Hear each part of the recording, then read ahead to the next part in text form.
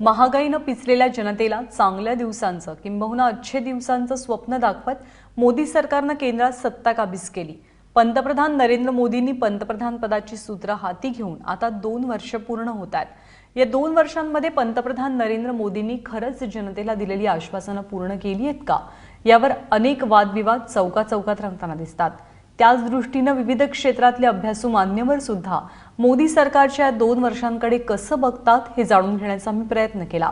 मुंबई विद्यापीठातले अर्थशास्त्र विभागाचे संचालक नीरज हातेकर यांना सरकारच्या 2 वर्षांच्या वाटचालीबद्दल काय वाटतंय आपण पाहूया।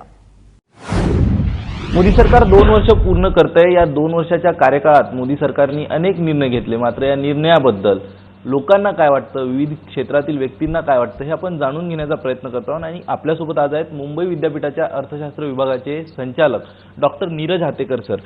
सर, मोदी सरकारच्या 2 वर्षाचा जो कार्यकाळ बघितला, अर्थविषयक अनेक धोरणं, अनेक निर्णय घेण्यात आले, या सगळ्याबद्दल तुम्हाला काय वाटतं, कितपत याचं जे इम्प्लिमेंटेशन आहे हे कितपत